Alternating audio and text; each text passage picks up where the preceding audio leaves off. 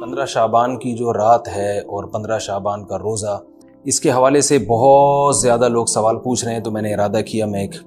Clip record کروا دوں۔ اس میں جو بھی میری ٹوٹی پھوٹی تحقیق ہے، جو میں نے احادیث دیکھی اس بارے میں اور جو علماء کے اقوال دیکھے اور جتنا میں اس کی ریسرچ کر سکا ہوں، اس کا ایک خلاصہ آپ کے سامنے رکھ دوں۔ اگر میں وہ تمام احادیث آپ کو پڑھ کے سناؤں، پھر ایک ایک کی سند پڑھوں، پھر ایک ایک کی سند پہ بحث کروں، تو وہ بات بہت ہو جائے گی لمبی اور کلپ بہت طویل ہو جائے گا۔ تو ایک خلاصے کے طور پر پوری جو ایک تحقیق ہے وہ میں آپ کے سامنے رکھنا چاہتا ہوں۔ تو 15 شعبان کی جو رات ہے، جس کو شب برات کہا جاتا ہے، اس کا نام شب برات کسی بھی حدیث سے ثابت نہیں ہے، اس لیے عرب اس کو اکثر لیلۃ النصف من شعبان کہتے ہیں کہ شعبان کے جو نصف ہے اس کی رات۔ خیر، اس کا نام شب برات ہو، اگر اس وجہ سے برات کے اس میں اللہ تعالیٰ کہا جاتا ہے کہ جہنم سے بری کر دیتے ہیں، تو اس وجہ سے کسی نے نام دے دیا ہو تو ایک الگ بات ہے۔ لیکن اس رات میں ہوتا کیا کیا ہے، لوگ کیا کیا کر رہے ہیں، اس کی کیا شرعی حیثیت ہے، تو میں نمبر وار انشاءاللہ اس کو تفصیل سے بیان کروں گا۔ کچھ چیزیں تو ایسی ہیں جو بالکل ہی غیر ثابت ہیں۔ ان میں اس رات میں مٹھائی، حلوہ یا مختلف قسم کے حلوے پکا کے لوگوں میں بانٹنا، اور اس رات میں نہا دھو کے تیار ہونا یا اچھے کپڑے پہننا، ان دو چیزوں کو پہلے میں انشاءاللہ بیان کروں گا۔ دیکھیے، اسلام میں راتوں کے تہوار کا کوئی تصور نہیں ہے۔ اسلام میں جتنے بھی تہوار ہیں وہ دن کی روشنی میں ہیں۔ عید الفطر، عید الاضحیٰ، یہ ہمارے دو تہوار ہیں جس میں ہم سیلیبریٹ کرتے ہیں ایک دوسرے کو، یہ دن کی روشنی میں ہمیں بتائے گئے ہیں۔ غیر مسلموں کے تہوار رات کو ہوتے ہیں، جیسے عیسائیوں کے تہوار کرسمس آپ دیکھیں رات کو ہوتا ہے۔ تو اس کی وجہ یہ ہے کہ اسلام نے دن کی روشنی میں تہوار رکھے ہیں۔ بہت ساری حکمتیں اس میں ہو سکتی ہیں، پوری حکمتیں تو ہم نہیں جانتے، لیکن کچھ سرسری غور سے کچھ حکمتیں ہمارے سامنے آتی ہیں کہ رات کا وقت ایسی چیز ہے جو اللہ نے عبادت کے لیے بنایا یا آرام کرنے کے لیے، سونے کے لیے بنایا۔ رات میں اگر آپ سیلیبریٹ کریں گے کسی بھی عمل، یعنی کوئی خوشی منائیں گے، تو اس میں انسان کی گناہوں کی طرف توجہ زیادہ جاتی ہے۔ جیسے آپ دیکھیں کرسمس میں شرابیں پی جاتی ہیں، اور جو بھی غیر مسلموں کے تہوار ہیں اس میں بھی چراغاں ہوتا ہے رات کے وقت۔ تو جبکہ ہمارے ہاں جو عید الفطر ہے وہ دن کی روشنی میں ہم نماز پڑھ کے اس کی ابتدا کرتے ہیں۔ تو آپ کہہ سکتے ہیں کہ شب برات کو کوئی تہوار تو نہیں مانتا۔ تو دیکھیں، تہوار زبان سے ماننا ضروری نہیں ہے، آپ اپنے عمل سے جب کوئی ایسا کام کرتے ہیں جو تہواروں میں کیا جاتا ہے، تو اس کا مطلب یہ ہوا کہ آپ اس کو تہوار مان رہے ہیں، یعنی آپ اس کو ایک خوشی کا دن مان رہے ہیں۔ تو نہانا دھونا یا کھانے پکا کے لوگوں میں تقسیم کرنا یا خود کھانا، اور خاص طور پہ حلوہ یعنی میٹھا، یہ چیزیں تہواروں کے موقع پر ہوتی ہیں۔ جیسے ہم عید الفطر والے دن صبح سوئیاں بناتے ہیں، میٹھا بناتے ہیں، کھاتے ہیں، لوگوں کو کھلاتے ہیں، نہاتے ہیں، اچھے کپڑے پہنتے ہیں۔ جمعے والے دن بھی، جمعے میں بھی عید کا عنصر ہے، حدیث میں اس کو بھی عید قرار دیا، اس دن بھی ہم نہا دھو کے کپڑے پہنتے ہیں۔ تو جو لوگ 15 شعبان کی رات کو نہاتے دھوتے ہیں، اسپیشلی اس رات کو کہ بھئی آج کوئی تہوار ہے یا آج کوئی خوشی کا دن ہے، اور مٹھائیاں کھاتے ہیں یا حلوے پکاتے ہیں، تو وہ زبان سے اس کو تہوار نہ بھی کہیں، اپنے عمل سے یہ بتاتے ہیں کہ یہ تہوار ہے، جبکہ یہ تہوار نہیں ہے۔ اسلام میں کوئی اس کی ایک ضعیف روایت بھی نہیں ہے کہ آپ صلی اللہ علیہ وسلم نے، میرے علم میں نہیں ہے، کم از کم ہو سکتا ہے کوئی موضوع من گھڑت روایت موجود ہو جس میں کوئی کہیں بھی نہیں ہے کہ آپ صلی اللہ علیہ وسلم نے اس رات کو ہمیں نہانے کا حکم دیا ہو، یا اچھے کپڑے پہننے کا حکم دیا ہو، یا کھانے پینے کا یا حلوے کھلانے کا، حلوے مانڈے کا ہمیں حکم دیا ہو۔ تو اللہ کا واسطہ یہ بدعت ہے، اس کو ختم کریں اپنے معاشرے سے۔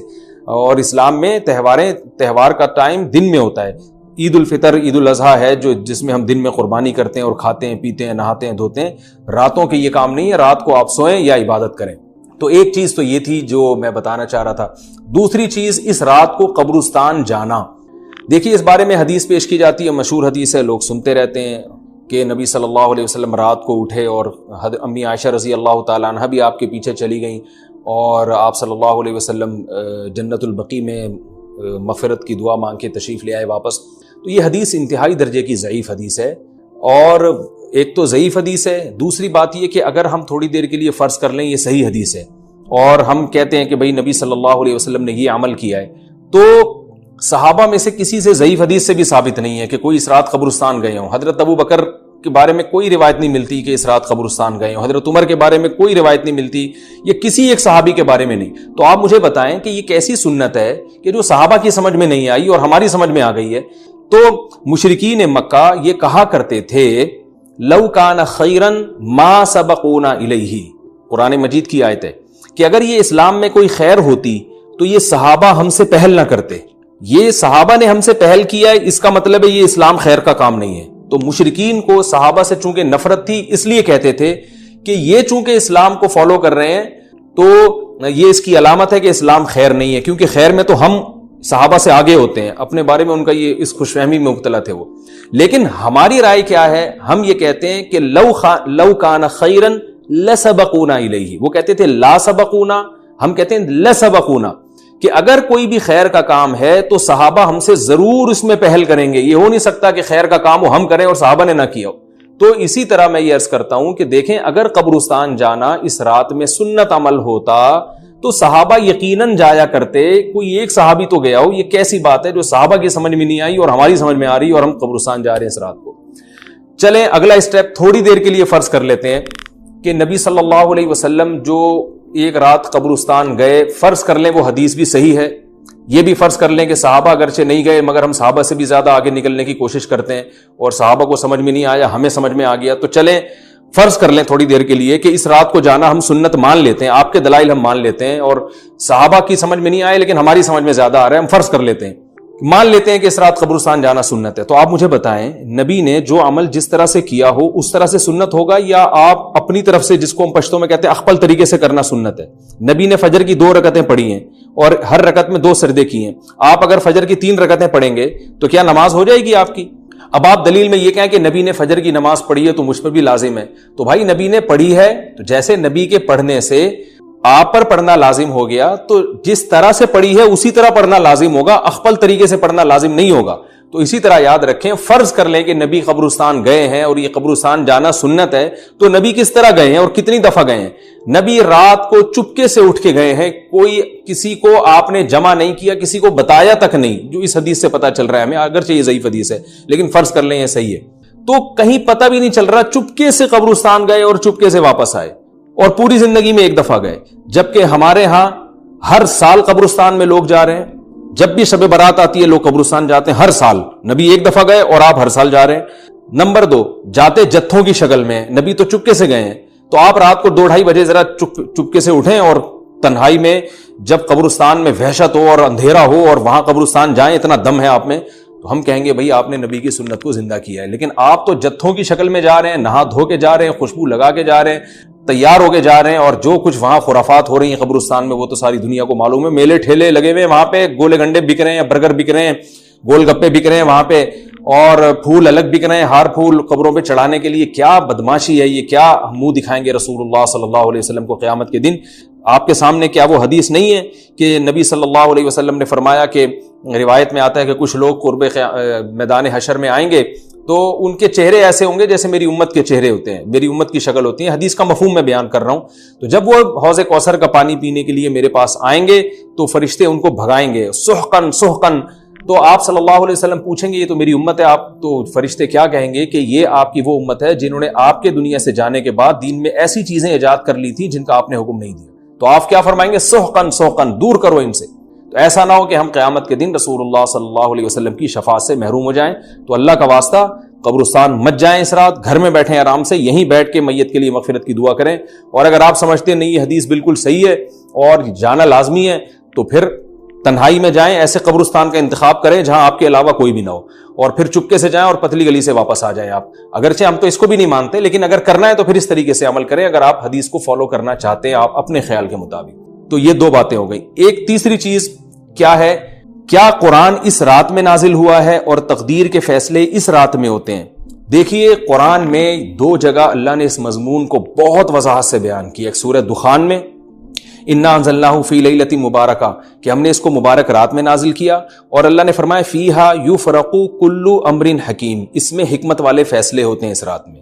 دوسری جگہ 30ویں پارے میں سورہ قدر میں اللہ نے فرمایا انا انزلناہ فی لیلۃ القدر، ہم نے اس قرآن کو لیلۃ القدر میں نازل کیا، اور اس میں بھی اللہ نے فرمایا تنزل الملائکۃ فیہا کہ فرشتے اس رات میں اترتے ہیں باذن ربہم من کل امر، تمام قسم کے معاملات لے کے. تو یہاں بھی اللہ بتا رہے ہیں کہ جو 1 سال کے فیصلے جس رات میں ہوتے ہیں اور فرشتوں کے حوالے کیے جاتے ہیں وہ رات اور قرآن کے نازل ہونے والی رات ایک ہی ہے، یہ الگ الگ راتیں نہیں ہیں. اور سورہ قدر میں اللہ نے فرما دیا واضح لفظوں میں کہ وہ لیلۃ القدر کی رات ہے. تو اتنی وضاحت کے بعد پھر یہ کہنا کہ اس رات میں قرآن نازل ہوا تھا، جبکہ اس کے بارے میں کوئی صحیح حدیث موجود بھی نہیں ہے، ضعیف یا موضوع روایتیں ہیں، تو یہ بالکل قرآن پر میں سمجھتا ہوں کہ یہ ٹھیک نہیں ہے، بالکل دلیل کے لحاظ سے یہ کمزور بات ہے۔ اگرچہ بعض علماء اس طرف گئے ہیں اور انہوں نے تعویل کی ہے، انہوں نے یہ تعویل کی ہے کہ قرآن جو ہے آسمان دنیا پہ آیا لیلۃ القدر میں، اور وہاں سے جو نیچے نزول شروع ہوا ہے وہ شب برات میں ہوا ہے، لیکن یہ تعویل عقل سے بعید ہے اور اس تعویل کی ہمیں ضرورت بھی نہیں ہے۔ دو صحیح حدیثیں ٹکرا رہی ہوں یا قرآن کی آیت کسی ایسی متواتر حدیث سے ٹکرا رہی ہو، تو پھر تو وہاں ہمیں تطبیق دینے کی ضرورت پیش آتی ہے، جب قرآن کے مقابلے میں کوئی حدیث ہی نہیں ہے، صحیح حدیث بھی نہیں ہے۔ حالانکہ قرآن کے مقابلے میں تو فقہا کہتے ہیں کہ اگر صحیح حدیث بھی ہو، متواتر نہ ہو، صحیح حدیث بھی ہو، تو وہ بھی ظنی ہوتی ہے، تو اس حدیث کو رد کیا جائے گا، قرآن میں تعویل نہیں کی جائے گی۔ لیکن یہاں تو صحیح حدیث بھی نہیں ہے، یہاں تو ایک ضعیف روایت ہے اور ضعیف اقوال ہیں، آپ اس کو کیسے قرآن کے مقابلے میں لا سکتے ہیں؟ تو جو بالکل بے غبار بات ہے وہ یہی ہے کہ اللہ تعالیٰ نے قرآن مجید کو لیلۃ القدر میں نازل کیا، جو رمضان کے آخری عشرے میں ہوتی ہے، اور اسی لیلۃ القدر میں فیصلے بھی ہوتے ہیں، اور بعض لوگ کہتے ہیں اس میں حرج کیا ہے کہ ہم 15 شعبان کو بھی فرض کر لیں، اس میں قرآن نازل ہوا اور لیلۃ القدر میں بھی، بھائی اس سے لیلۃ القدر کی ویلیو کم ہوتی ہے۔ اللہ تو لیلۃ القدر کی ویلیو بڑھا رہے ہیں کہ یہ ایسی رات ہے جس میں 1 سال کے فیصلے بھی کر دیے جاتے ہیں، اور اس میں قرآن مجید کا نزول بھی شروع ہوا۔ تو جس رات کو اللہ نے جو پروٹوکول دیا ہے وہی پروٹوکول اس کو دینا چاہیے، آپ اس کو کسی اور رات کو نہ دیں وہ پروٹوکول۔ تو یہ تیسرا مسئلہ ہوا۔ پہلا مسئلہ حلوے مانڈے کا اور نہانے دھونے کا، وہ بھی غلط ہے۔ دوسرا مسئلہ قبرستان جانے کا، وہ بھی ٹھیک نہیں ہے۔ تیسرا مسئلہ کہ اس رات میں قرآن نازل ہوا اور فیصلے ہوتے ہیں، یہ تیسری بات بھی غلط ہے۔ نہ تو اس رات میں قرآن نازل ہوا اور نہ اس رات میں فیصلے ہوتے ہیں۔ چوتھی چیز کہ کیا اس رات میں عبادت کی کوئی فضیلت ہے سرے سے یا نہیں ہے، یہ ایک علمی مسئلہ ہے۔ تو اس بارے میں خوب اچھی طرح سمجھ لیں کہ اس بارے میں جتنی بھی احادیث ہیں جو اس رات کی فضیلت کے بارے میں ہے کہ بنو کلب کی بکریوں کے برابر مغفرت ہوتی ہے اور بکریوں کے بالوں کے برابر، اور یا جو بھی اس بارے میں روایات ہیں کہ سب کی بخشش ہو جاتی ہے سوائے اس شخص کے جو کسی کے دل میں کینہ رکھتا ہے، تو یہ جتنی اس رات کی فضیلت میں احادیث ہیں، تو ایک بات تو خوب اچھی طرح سمجھ لیں، اس پر تمام محدثین کا، جہاں تک میں نے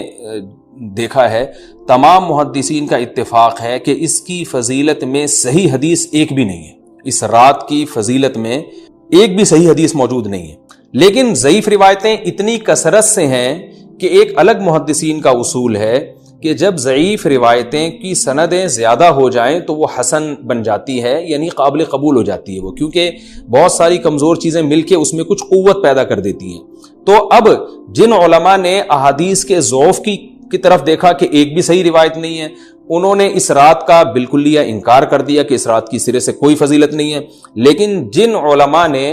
اصول حدیث کی طرف دیکھا اور فقہ کے ایک اصول کی طرف دیکھا کہ کثرت روایات درجہ حسن تک پہنچ جاتی ہیں، ضعیف روایات، تو انہوں نے کہا کہ بالکل اس رات کی فضیلت کا انکار ہی سرے سے کر دینا یہ غلط ہے۔ تو جمہور اس طرف گئے ہیں کہ اس رات کی فضیلت کا بالکلیہ انکار کر دینا یا اس کی عبادت کی فضیلت کا بالکلیہ انکار کر دینا یہ ٹھیک نہیں ہے، لیکن کچھ علماء، وہ بھی بڑے محقق علماء ہیں، وہ اس طرف گئے ہیں کہ اس رات کی سرے سے کوئی فضیلت اسلام میں ہے ہی نہیں۔ اب میں دونوں طرف کے علماء کا کچھ تھوڑا سا تجزیہ پیش کرتا ہوں۔ تو جو علماء یہ کہتے ہیں کہ اس رات کی فضیلت ہے اور فضیلت میں کثرت سے روایات ہیں اور اس میں بڑے بڑے علماء داخل ہیں، امام شافعی رحمہ اللہ تعالی جیسے مجتہد بھی ہیں جو اس رات کی فضیلت کے قائل ہیں۔ باقی ائمہ سے مجھے جو ہے نا امام ابو حنیفہ سے کچھ نہیں ملا اس رات کی فضیلت کے بارے میں، اور امام احمد ابن حنبل سے بھی مختلف روایات ملی ہیں، اس لیے میں جزم سے کسی اور امام کے بارے میں نہیں کہہ سکتا، لیکن امام شافعی سے بہرحال اس کی فضیلت صراحتاً منقول ہے، اگرچہ انہوں نے بھی اعتراف کیا ہے کہ اس کی روایات کے بارے میں جتنی اس بارے میں روایات ہیں وہ ضعیف ہیں، لیکن وہی ایک اصول ہے کہ جب ضعیف روایات بہت کثرت سے ہوتی ہیں تو درجہ حسن تک پہنچ جاتی ہیں۔ تو اس اصول کے تحت جمہور اس کے قائل ہیں کہ اس رات میں عبادت اگر ہم کرتے ہیں تو دوسری راتوں کی نسبت ہمیں ثواب زیادہ ملتا ہے۔ لیکن جو بعض دوسرے علماء جو بالکل ہی اس رات کی فضیلت کے منکر ہیں، ان کے دلائل میں یہ ہے کہ یہ بات اگرچہ درست ہے کہ اگر ضعیف روایات کثرت سے ہوں تو وہ درجہ حسن تک پہنچ جاتی ہیں، لیکن وہ کہتے ہیں کہ کچھ قرائن ایسے ہیں جن قرائن سے پتہ چلتا ہے کہ جو ہے ان قرائن کو اگر سامنے رکھا جائے تو وہ ان کی رائے یہ ہے کہ پھر ان کا خیال یہ ہے کہ ان کا رجحان اس طرف ہے کہ اس رات کی سرے سے کوئی فضیلت نہیں ہے۔ ان قرائن میں ایک چیز یہ بھی ہے کہ اس کے بارے میں جو روایات ہیں ان میں بہت زیادہ ثواب کی بشارت سنائی گئی ہے۔ تو بعض محدثین کا یہ اصول ہے کہ کسی رات کے بارے میں یا کسی خاص عمل کے بارے میں بہت زیادہ کہیں غلو ہوتا ہے یا مبالغہ ہوتا ہے، غلو تو نہیں کہہ سکتے، تو یہ خود ایک اس طرف اشارہ ہوتا ہے کہ یہ ایک ضعف ہے، اگرچہ یہ کوئی اتنی مضبوط بات نہیں ہے، لیکن بہرحال جو علماء اس کی فضیلت کے بالکل منکر ہیں ان کی ایک دلیل میں آپ کے سامنے پیش کر رہا ہوں۔ دوسری بات یہ ہے کہ جو علماء اس کی فضیلت کے بالکل بھی قائل نہیں ہیں ان کی ایک بڑی دلیل یہ بھی ہے، جن میں ہمارے شیخ حضرت مفتی رشید احمد صاحب رحمہ اللہ تعالیٰ بھی تھے، اگرچہ انہوں نے اس بارے میں کوئی صراحتاً فتویٰ نہیں دیا، لیکن وہ یہ اشکال ظاہر کیا کرتے تھے کہ شریعت میں جب بھی کسی وقت کی یا کسی خاص رات کی کوئی فضیلت آتی ہے تو اللہ تعالیٰ اس کو جو ہے وہ اس کا صحیح ٹائم نہیں بتاتے بلکہ اس میں اختلاف ڈال دیتے ہیں۔ اس کی مثال ایسے جیسے جمعے کے دن حدیث میں آتا ہے کہ ایک وقت جمعے میں ایسا آتا ہے جس میں دعا لازمی قبول ہوتی ہے، اب ظاہر ہے وہ بڑا فضیلت کا وقت ہے، تو وہ وقت ہمیں متعین طور پہ بتایا نہیں گیا ہے، اس لیے علماء کا اس میں اختلاف ہوا، بعض نے کہا عصر کے بعد، بعض نے کہا کہ 2 خطبوں کے درمیان۔ لیلۃ القدر کو دیکھ لیں، لیلۃ القدر کی فضیلت میں قرآن بھی ہے، بہت ساری احادیث ہیں، لیکن لیلۃ القدر کی رات ہے کون سی یہ اللہ نے اس میں ابہام ڈال دیا۔ طاق راتوں میں 21 بھی ہو سکتی ہے، 23 بھی ہو سکتی ہے، بعض بلکہ حدیث سے 22ویں رات کا بھی ہونا ثابت ہے، زیادہ امکان 27ویں رات کا ہوتا ہے، تو وہ متعین نہیں ہے۔ تو جو علماء کہتے ہیں اس کی سرے سے کوئی فضیلت ہی نہیں ہے، ان کا رجحان وہ ان کی ایک یوں سمجھیں کہ دلیل تو نہیں لیکن ایک استئناس کہتے ہیں اس کو، کہ اس سے ان کے اس نظریے کو تقویت ملتی ہے کہ اگر یہ اس کی اتنی زیادہ فضیلت ہے تو اس کی تعیین میں اختلاف بالکل بھی نہیں ہے، تو یہ وہ کہتے ہیں کہ یہ مزاج شریعت کے خلاف ہے۔ اور تعیین میں اختلاف ہوتا کیوں ہے؟ علماء نے بیان کیا اگر لیلۃ القدر کو متعین طور پہ بیان کر دیا جاتا نا کہ یہی لیلۃ القدر ہے تو بہت ساری اس میں جو ہے نا حکمتیں فوت ہو جاتی، جن میں ایک یہ بھی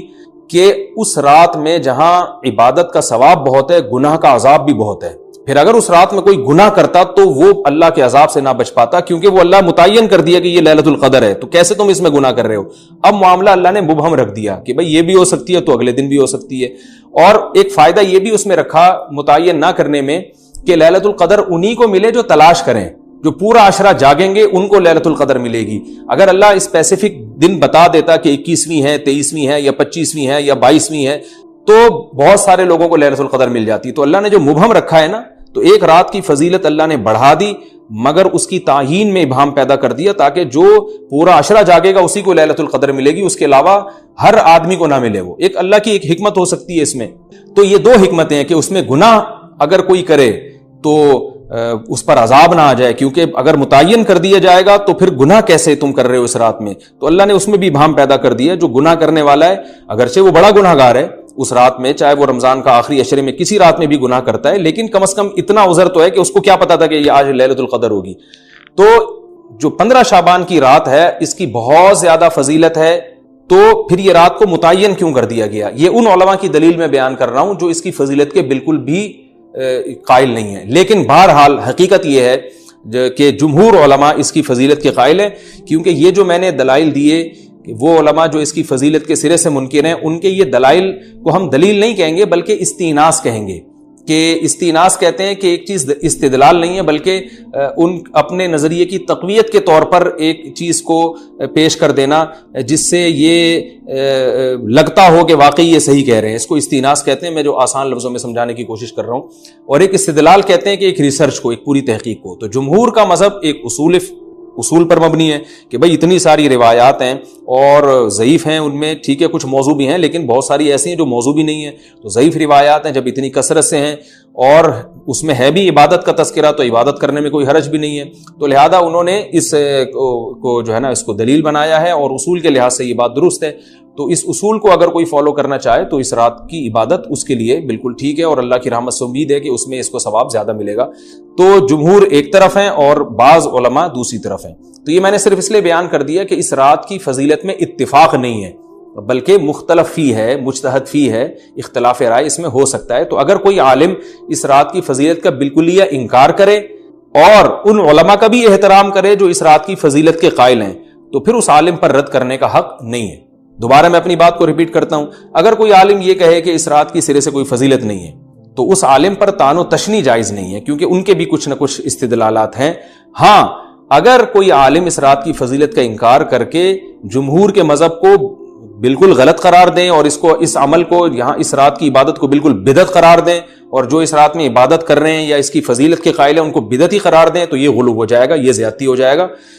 ہو جائے گی، جو کہ بالکل غلط ہے۔ کیونکہ جب دونوں طرف دلائل ہیں تو اعتدال والی رائے اختیار کرنی چاہیے، اور کسی ایک طرف بہت زیادہ جھکاؤ یا کسی ایک کو 100% غلط قرار دے دینا، بدعتی قرار دے دینا، یہ درست نہیں ہے۔ تو ہماری قوم میں ایک مزاج ہے کہ بس اپنی رائے کو مسلط کرتے ہیں اور دوسرے کی رائے کو مانتے ہی نہیں۔ تو عوام کے لیے کیا ہے؟ لوگ کہتے ہیں مفتی صاحب کنفیوز کر دیا آپ نے، تو لٹکا کے چھوڑ دیا ہمیں۔ بھائی میں کنفیوز نہیں کر رہا، عوام جمہور کے مذہب کو فالو کرے گی، جمہور میں بڑے بڑے علماء ہیں، وہ اس کی فضیلت کے قائل ہیں اور وہ اس کے قائل ہیں کہ اس رات میں عبادت کرنی چاہیے، تو آپ جمہور کے مذہب کو فالو کر سکتے ہیں۔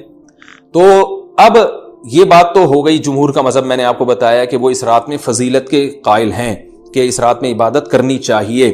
لیکن کیسے کرنی چاہیے اس پر تمام علماء کا اتفاق ہے کہ مسجد میں جتھے بنا کے جانا یا اجتماعی عبادت کرنا یہ بالکل بدعت ہے، بالکل ناجائز ہے۔ اسی طرح کوئی مخصوص قسم کی نماز پڑھنا کہ پہلی رکعت میں یہ والی صورت، تو دوسری میں یہ والی صورت، تو تیسری میں یہ والی صورت، یہ بالکل بدعت ہے۔ صلاۃ التسبیح کی جماعتیں بدعت ہیں۔ تو ایک ہی راستہ ہے آپ کے پاس، آپ عبادت کرنا چاہتے ہیں تو انفرادی طور پر ایسے عبادت کریں جیسے عام دنوں میں آپ عبادت کرتے ہیں، یہ ویسے ہی نماز پڑھیں جیسے عام دنوں میں نماز پڑھتے ہیں۔ کوئی مخصوص صورتیں، مخصوص رکعتیں نہیں ہیں، جتنی اللہ توفیق دے۔ تنہائی میں آپ 2 رکعتیں، تہجد کی 4 رکعتیں، 6 رکعتیں، 8 رکعتیں، 16 رکعتیں، جتنی اللہ توفیق دے آپ رات کو کھڑے ہو کر انفرادی نماز پڑھیں، دعائیں مانگیں اللہ تعالیٰ سے، قرآن کی تلاوت کریں، تسبیحات کریں، جتھے نہ بنائیں مسجد میں، چراغاں نہ کریں، بتیاں نہ لگائیں، قبرستانوں پہ رش نہ کریں، یہ سب ناجائز اور سب حرام ہے، گناہ ہے، اس کا اسلام میں کوئی تصور نہیں۔ کرنا ہے تو صرف ایک کام آپ کر سکتے ہیں کہ صرف عبادت کریں، اور اللہ کی رحمت سے امید کی جا سکتی ہے کہ اللہ تعالیٰ اس رات میں آپ کو عبادت کا دوسری راتوں کی نسبت ثواب عطا فرمائے گا۔ کیونکہ آپ اگر جمہور علماء کو فالو کر رہے ہیں تو ہمیں یعنی جن کے پاس علم نہیں ہے تو ان کو علماء ہی کو فالو کرنے کا اللہ نے حکم دیا ہے، تو آپ جمہور علماء کی رائے پر عمل کرتے ہوئے اگر عبادت کرنا چاہیں تو اللہ کی رحمت سے امید ہے کہ انشاءاللہ آپ کو ثواب ملے گا۔ لیکن عبادت کا کوئی مخصوص طریقہ ہرگز نہیں ہے۔ پمفلیٹ بٹ رہے ہوتے ہیں کہ یہ والی صورت پڑھنے سے یہ ہو جائے گا، تو یہ والی صورت پڑھنے سے یہ ہو جائے گا، یہ بالکل غلط ہے۔ تو انفرادی عبادت ہوگی اور ایسے ہی عبادت کا طریقہ ہوگا جیسے پورے سال ہوتا ہے، نماز اسی طرح پڑھی جائے گی جیسے پورے سال پڑھی جاتی ہے، دعائیں مانگی جائیں گی، اپنے طور پر اجتماعی سطح پہ کوئی عمل نہ کیا جائے۔